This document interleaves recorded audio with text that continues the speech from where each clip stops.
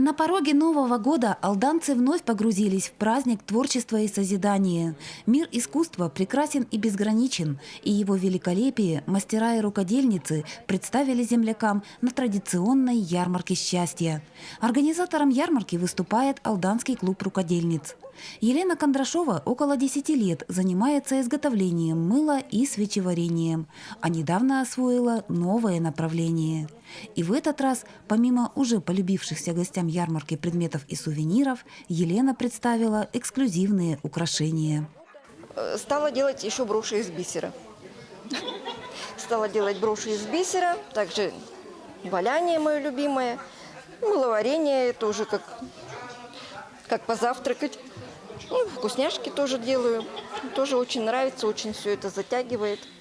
Какого цвета счастье и как оно выглядит? Ответить на эти вопросы, наверное, нельзя, а вот ощутить счастье и поделиться ним очень даже можно. Самые яркие и теплые эмоции мастера и рукодельницы черпают в творчестве. В творчество же эти чувства и воплощают.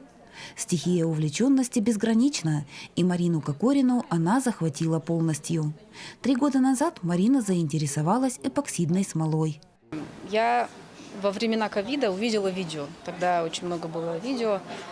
И заинтересовалась, заказала себе 2 набора, но они у меня лежали год. Потом я сходила на мастер-класс к одной из девушек в Алдане и поняла, что, в принципе, ничего сложного в этом нет. И уже начала заниматься. Первое мое изделие, самостоятельное изделие, была большая полка под зеркало. Я пошла в масштаб. Вот. А потом уже на что-то пошли игрушки, пошли брошки и другие. Заряд энергии Марине всегда давало чувство прекрасного. Творческий потенциал раскрывался в профессии. Девушка является мастером маникюра. Кабинет она открыла более 10 лет назад, а работа с эпоксидной смолой потребовала создания специальных условий. У меня своя мастерская, и я обязательно работаю в респираторе. И когда я провожу мастер-классы, я всем обязательно тоже выдаю защитные средства. Поэтому я не советую покупать своим детям наборы из смолы, потому что в жидком виде она выделяет ядовитые пары. Нужно защищаться. Жительница Ленинского Марина Сибирякова участвовала в ярмарке в первый раз. Гостям она предложила вот такие сумочки. Марина совершенствовалась в разных направлениях творчества, а создание аксессуаров из бусин освоила чуть более года назад. Раньше я занималась фотоальбомами, вязанием, после перешла на сумки, ну и дополнительно тоже вяжу. Я сперва увидела в магазине сумочку, мне эта сумочка понравилась, я ее хотела купить, а потом подумала, я умею вообще с детства и вяжу, и шью, и подумала, что купить самой бусы и сделать. И так и пошло. Сделала 1 сумку, 2, 3, 4 и так под заказ. Лишними изготовленные Мариной сумки точно не станут. У мастерицы подрастают 4 дочерей. Девчонки тоже интересуются творчеством. А мама прямо на ярмарке подготовила девочкам увлекательный сюрприз. Я сейчас хочу научить своих деток, девочек, плести елочные игрушки. Посмотреть. 3-й дочке это очень интересно, и она вчера попросила, чтобы я ее научила. Екатерина Терехина тоже изготавливает сумки из бусин. Импульсом к освоению этого направления для нее, как и для Марины, стало очень женское желание иметь такую вещь. Да, изначально мне очень сильно хотелось сумочку из бусин, из белых, такой блестящих, хрустальных. Но это сильно дорого стоило. Поэтому я решила попробовать сплести ее. Увидела чисто случайно набор на Вайлдберрисе. Решила попробовать и выписала его, купила. Мне очень понравилось, как получилась сумочка. Красиво, блестящая, нарядно. Изготовление сумок Катю увлекло. К тому же, как оказалось, из бусин можно сделать множество красивых вещей. И девушка попробовала создавать сувениры и новогодние украшения. Все идеи, от эскизов до готовых изделий, авторские. Попробовала, решила еще парочку сделать для себя. Получилось, что на продажу. Так, потом увидела набор из шариков, из хрустальных бусин. Купила тоже. И потом понеслось. И получились и сердечки, и снежинки, и веночки, и всякие разные шарики. И из акриловых бусин, и из хрустальных бусин. Создание изделий из бусин для мастерицы стало отнюдь не первым погружением в стихию созидания. С детства Катя увлекалась вышиванием картин и плетением украшений из бисера. А основные навыки работы с иглой ей передала мама. Наталья Бугакова – известная рукодельница. Одежду она шьет всей семье, а свободное время посвящает творчеству. Наталья занимается изготовлением кукол и в своем увлечении постоянно совершенствуется. А изделия регулярно представляет на городских и районных выставках. Дочь присоединилась к ней в первый раз. В новогодней ярмарке для Кати особенно ценным стало знакомство с направлениями, в которых работают другие мастерицы. Очень много мастеров, все такие талантливые, у всех как бы золотые руки. То есть тут даже глаза разбегаются, и не знаешь, что бы у кого бы взять себе. Мария Девотченко занимается изготовлением кукол и мягких игрушек. Почти все близкие мастерицы находятся в зоне спецоперации, и в свои произведения Маша вкладывает особенные эмоции. От продажи своих изделий я отправляю посылки своим родственникам, не только родственникам, но и всем солдатам, которые защищают наше мирное небо.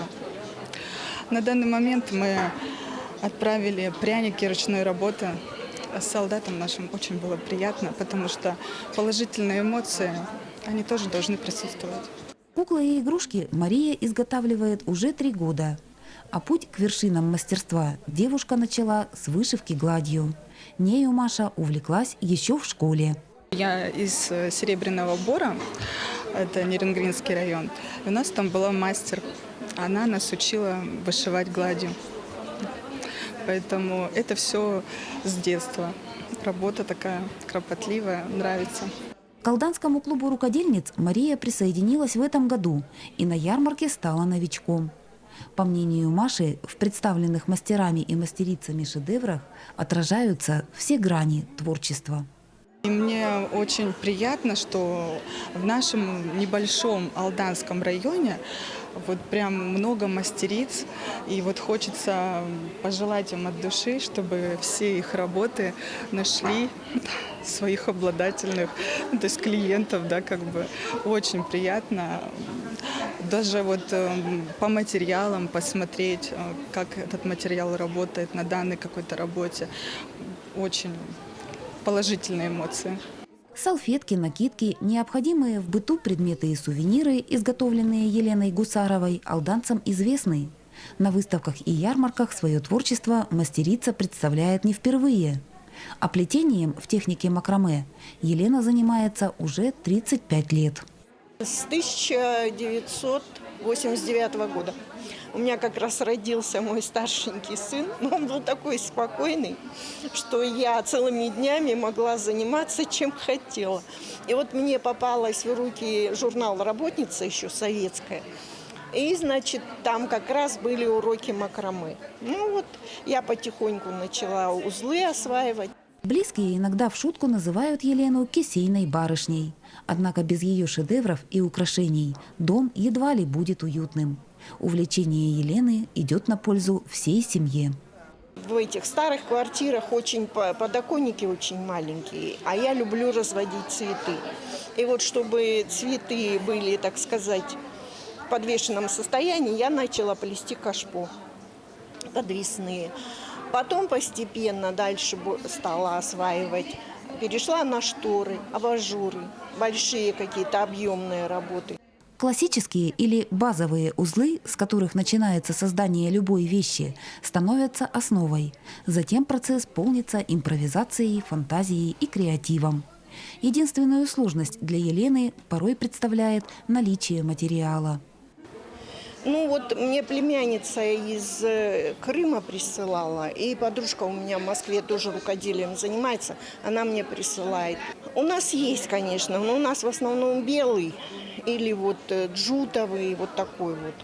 А вот такую красоту вообще практически невозможно найти. Можно на валберес выписывать, но на валберес, понимаете, нужно же ощущать, держит этот шнур узел, не держит. Поэтому вот я не рискую, конечно, там это заказывать. На ярмарках счастья вещь по душе и сердцу находят и стар, и млад. Михаил Перцев увлекается плетением из лозы. Секреты мастерства он передает внучке. Соня с удовольствием и энтузиазмом помогает дедушке и уже имеет свою личную коллекцию изделий. Девочка пробует силы и в других направлениях. Она уже работала с эпоксидной смолой, глиной и керамикой. Дедушка начинание Сони, конечно же, поддерживает. Я первый раз сделала тарелочку, и она сейчас на конкурсе. И потом я попросила на еще один конкурс, сделала кружку в виде моей собаки. Потом там спросили, хотите ли вы пойти заниматься керамикой. И я согласилась, и так дедушка меня записал. Посуда из бересты придется кстати и на кухне, и в кладовке. В ней не отсыреет крупа и не слежится соль. А с кошелем удобно ходить не только по грибы и ягоды, но и на рыбалку. Здесь улов хорошо сохранится. Чудесные свойства березовой коры интересовали Андрея Колданова еще в юные годы. Более детально мужчина ознакомился с ними, когда вышел на заслуженный отдых. В геологии всю жизнь проработал. На пенсию ушел, начал заниматься. Вот, решил заняться берестой. Ну, а летом охота, рыбалка. А зимой сын построил мне мастерскую. И теперь я там в тепле, хорошо. Какие-то станки купили там. Сейчас изготовлению изделий из бересты Андрей посвящает все свободное время. Тонкостей в этом ремесле масса. Множество нюансов касаются заготовки коры и ее обработки. Бересту собирается раз в году, где-то в конце июня, начале июня, там 2-3 недели береста дерется. Вот сколько наберешь, столько у тебя и будет. Собираешь ее пластами, бывает собираешь сколотни, это когда цельная береста делается. В тех местах, где береза ровная такая, по речке собираю, по Алдану езжу. Ну, здесь в округе, вокруг Алдана. Дерево, когда бересту снимаешь, оно не умирает дерево, оно просто потом зарастает это все. Потом уже начинаешь работать с берестой. Она обработки такой не стоит. Она же береста это вечная, на ней грамоты раньше писали, до сих пор сохраняется. В музеях стоят эти берестяные. На празднике творчества и созидания мастера и рукодельницы не только предлагают созданные своими руками шедевры, но также щедро делятся секретами в ходе мастер-классов. По мнению гостей, ярмарку счастья отличает особенная теплота и душевность. Главная же ценность таких встреч в рождающемся стремлении творить и созидать.